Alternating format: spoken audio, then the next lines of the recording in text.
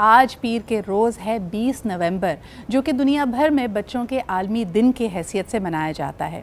ये दिन United Nations ने इसकी तारीख को मुकर्रर किया क्योंकि आज ही के रोज़ Declaration of the Rights of the Child मंजूर की गई थी बैक इन 1959। और आज साल 2023 की थीम को भी अगर देखा जाए तो बात यही की जाती है कि every child should have the same right, और हर हक उसको मैसर होना चाहिए जो कि एक बच्चे का बुनियादी हक है। चाहे उसमें तालीम की बात करें, सेहत की बात करें और उसके लिए एक सेफ़ इन्वायरमेंट की बात करें। दुनिया में इस बात से क़तई नज़र कि आप किस कबीले से ताल्लुक़ रखते हैं, कौन सी ज़बान बोलते हैं, किस शहर में रहते हैं, ये हुकूक हर बच्चे को मैसर होने चाहिए। इसकी पासदारी करने का जो एक तरह से तहैया है, प्लेज है, वो तो अक़वाम आलम लेती है। लेकिन आज अगर हम तनाज़ात की दुनिया को देखें जहाँ मुख्तलिफ़ कॉन्फ्लिक्ट्स पाए जाते हैं तो यकीनन it is not an equal and level playing field for every child. क्या आज एक फ़लस्तीनी बच्चा या इवन पाकिस्तान के ही दूर दराज इलाकों, सेकेंड टियर सिटीज़ में बसने वाला बच्चा ये कह सकता है कि उसके पास तमाम हुकूक हैं?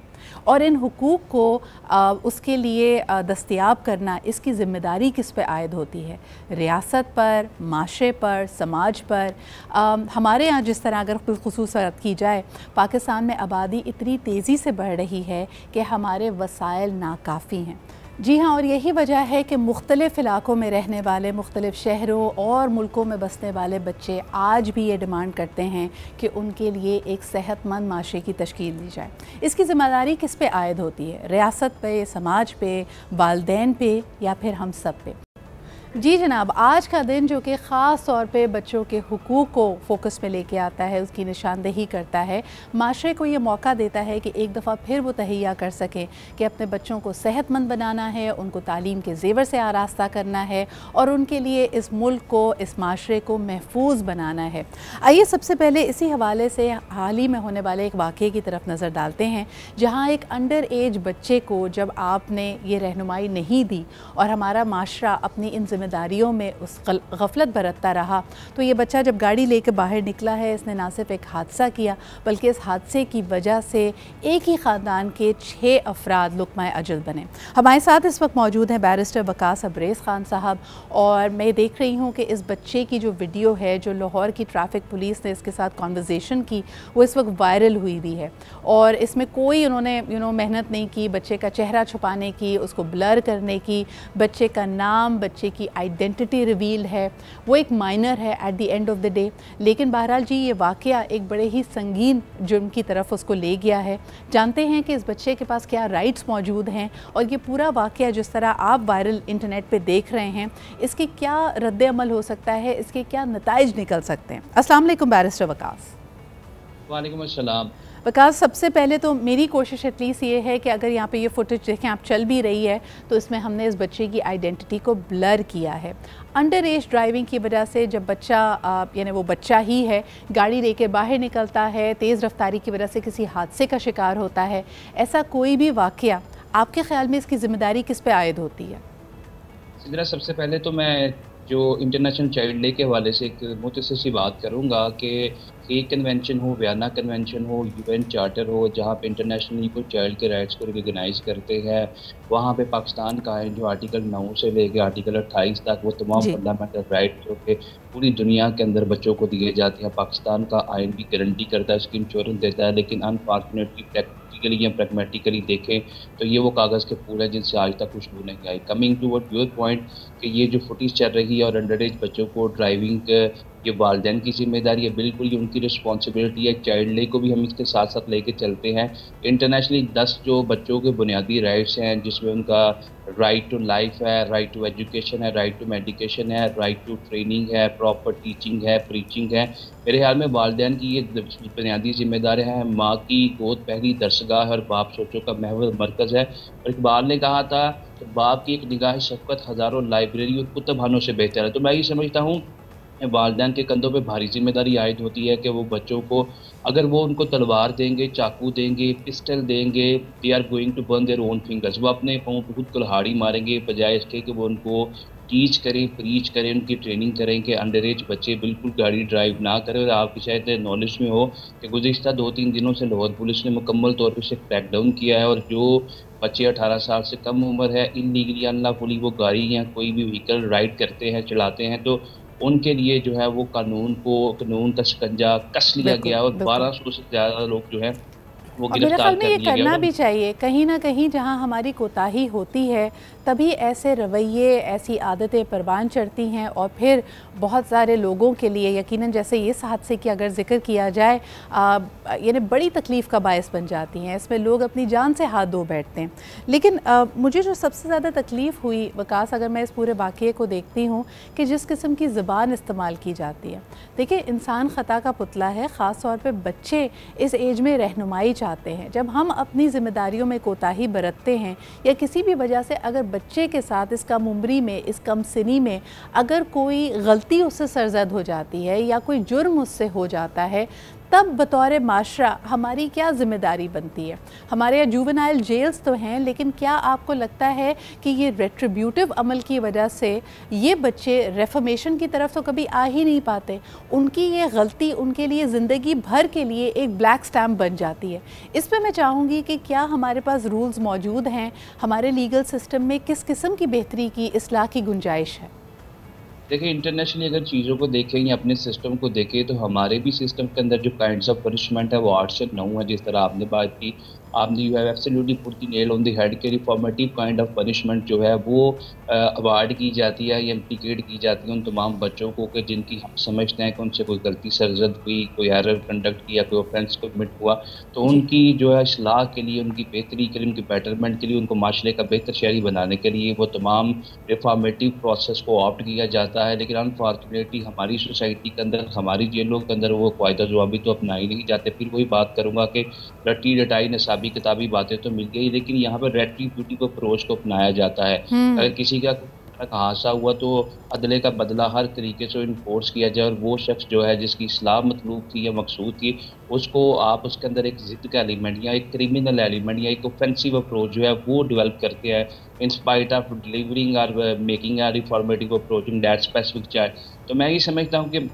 आज के दिन जो है वो जहाँ पे ये बहुत बड़ा इम्तिहान है जो कि पाकिस्तान के अंदर वो बच्चे जिनके घर में गाड़ी चलाने वाला कोई नहीं है, जिनके वालिदैन जो है या जिनका वालिद जो है वो आउट ऑफ कंट्री है और वो अकेला ही अपने घर में सबसे बड़ा है, और उसकी मदर भी कहीं ना कहीं उसे बोलती है कि 16 साल के तुम हो चुकी हो, तुम you are enough mature to ride a bicycle और you to drive any vehicle. तो मैं ये समझता हूँ कि माँ को भी अपनी जिम्मेदारी का एहसास करने की ज़रूरत है। कहाँ पे?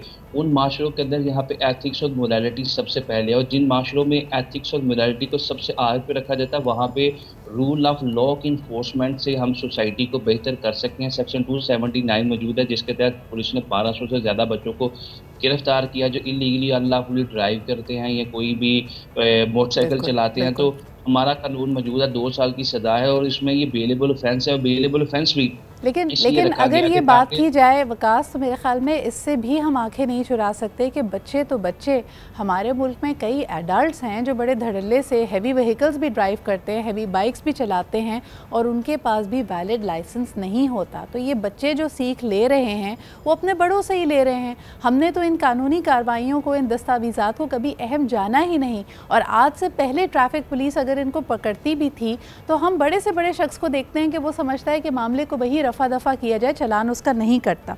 लेकिन एक और इशू की तरफ आपकी तवज्जो दिलाना चाहूँगी कि इस वाक़ये के बाद जो ऑनलाइन वर्बेटम मैं देख रही हूँ उसमें एक चीज़ बड़ी वाज़ेह है कि हम जैसे बार बार किसी को ताना देने के लिए या अपने माशरे में इंसाफ के फुकदान की तरफ निशानदेही करने के लिए हम कहते हैं जी अमीर बाप की औलाद, यानी अगर एक शख्स का बैकग्राउंड रिच है, रिसोर्सफुल है, उसके वालिदैन कुछ असर व रसूख रखते हैं माशरे में, तो उसके लिए कानून बिल्कुल मुख्तलिफ होगा। मैं समझती हूँ कि बच्चे बिलाखिर बच्चे होते हैं, उनकी करेक्टिव, उनकी इस्लाह करना ज़रूरी है। लेकिन जो वर्बेटम ऑनलाइन अपनाया जा रहा है, वो कह रहे हैं कि जी क्योंकि ये बच्चा किसी ख़ास अच्छे इलाके का रिहायशी है तो यकीनन इसके वालिदैन का असर रसूख होगा। तो अब इससे ये हादसा हो भी अगर किया है जिसमें 6 लोगों की जान गई है, फिर भी देखिए ये छूट जाएगा। और इस चीज़ को वेंडेटा बनाते हुए हमने देखा कि उस बच्चे की शक्ल भी हम हर वीडियो में देख रहे हैं, कोई ब्लर नहीं कर रहा। लाहौर पुलिस उसके साथ जो अपनी उसकी सारी इंटेरोगेशन है उसको वायरल भी कर रही है। कैसे देखते हैं, यानी ये भी तो उस बच्चे के बतौर बच्चे की उसके हुकूक की पामाली हो रही है। बिल्कुल जी, इसी तरह देखिए, बतौर माशरा, बतौर समाज, जब तक आप किसी शख्स की इस्लाह नहीं करेंगे, किसी बच्चे की इस्लाह नहीं करेंगे और आप ये विंडिक्टिव अप्रोच रखेंगे, तो अल्टीमेटली चीज़ें जो है वो भलाई की तरफ, इस्लाह की तरफ जाने की तरफ बजाय खराबी की तरफ जाएंगी। देखिए, मैं इसी तरह एक एग्जाम्पल ज़रूर कोट करूँगा। डाइसी से कहा गया कि यूके का जो आइन है वो गैर तहरीरी है, तो आप लोगों का आइन कहाँ पर है? तो उसने कहा कि हमें किसी रिटन कॉन्स्टिट्यूशन की ज़रूरत नहीं है, क्योंकि ये जो आइन है, it has written on the hearts of people, लोगों के दिलों पे लिखा गया है। मॉरली, एथिकली इतने मजबूत लोग हैं कि हमें किसी दस्तावेज़ की ज़रूरत ही नहीं है। पाकिस्तान के अंदर अगर हम ये चाहते हैं कि अपना निज़ाम बेहतर करें, तो सबसे पहले एथिकली और मॉरली हमें मजबूत होने की ज़रूरत है। हर वो शख्स जो कि सोशल मीडिया पर ये वीडियो देखता है, बिल्कुल उसको आगे फर्दर शेयर ना करे, उसका फेस ब्लर करे। मीडिया की भी जिम्मेदारी है, एट द सेम टाइम वालिदैन की जिम्मेदारी है कि जो बच्चे 18 साल से उम्र से कम है उनके हाथों में वो व्हीकल ना दे, वो हथियार या औजार ना दे जिसको वो चलाते हैं, तो जिसकी वजह से माशरे को नुकसान पहुंचता है। तो मैं समझता हूँ एथिकली और मॉरली, इलाकी तौर पे जब तक हम अपनी जिम्मेदारियों का एहसास नहीं करेंगे, अपने बच्चों की तरबियत नहीं करेंगे, टीचिंग, प्रीचिंग और ट्रेनिंग के प्रोसेस को नहीं गुजारेंगे। लास्टली ये बात जी, एक सवाल आपसे करना चाहूँगी। मुझे ये बताइए कि ये एक पब्लिक प्रेशर तो बिल्डअप हो रहा है, पब्लिक परसेप्शन और सेंटिमेंट क्या है उसको भी हमने डिस्कस किया, लेकिन कानूनी एतबार से एक बच्चा जो कि कम उम्र है, उससे अगर ये हादसा सरजद हो जाता है, at the end of the day ये फिर भी एक हादसा है जिसमें 6 लोग जाँ बहक होते हैं, तो उस पर क्या दफ़ात आयद होंगी? और कल को अगर ये बच्चा अपनी सज़ा पूरी करने के बाद छुटता भी है, तब भी क्या माशरा और जो उसके बारे में पब्लिक परसेप्शन है वो यही होगा कि जी ये तो एक मुजरिम है और इसको देखें अपने असर रसूख की वजह से जल्दी छोड़ दिया गया। तो ज़रा कानूनी कार्रवाई के बारे में हमारी रहनुमाई कीजिए।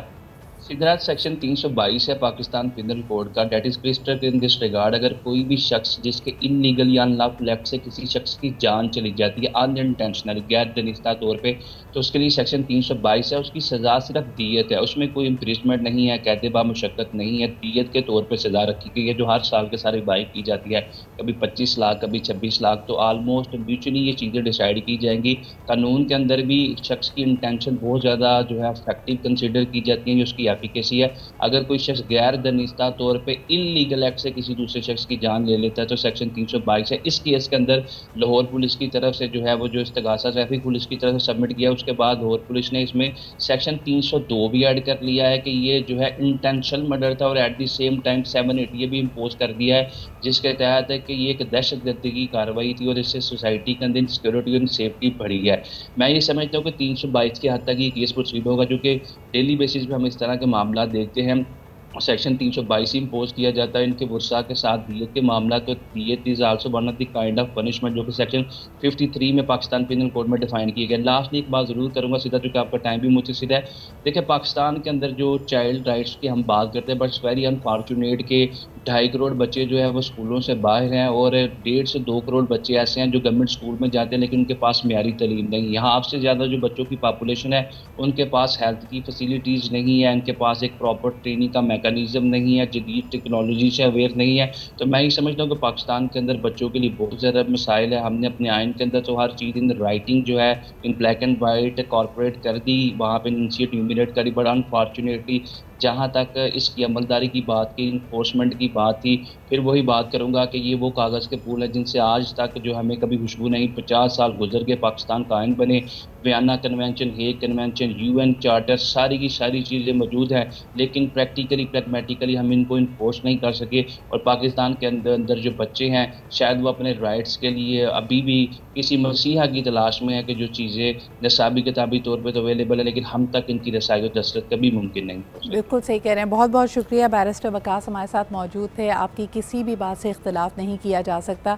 बहुत सारी कन्वेंशंस का पाकिस्तान सिग्नेटरी है, ये तहिया करता है, ये ये प्लेज करती है रियासत पाकिस्तान के बच्चों को उनके हुकूक दिए जाएंगे, हर बच्चे का रियासत ख्याल रखेगी, लेकिन इसकी सर्विस डिलीवरी में हमें बहुत बड़े गैप्स नज़र आते हैं। बहरहाल जी, हमारा समाज और हमारी रियासत क्या इन बच्चों के हुकूक पूरे कर पाएंगे? आज का दिन इसी हवाले से सोच विचार करने का है, पॉलिसी फ्रेमवर्क्स बताने का है, और सबसे बढ़कर ये कि जैसे वकास ने कहा कि इन प्लेजेस पे अमल दरामद कराने का है, इनको इम्प्लीमेंट कराने का है।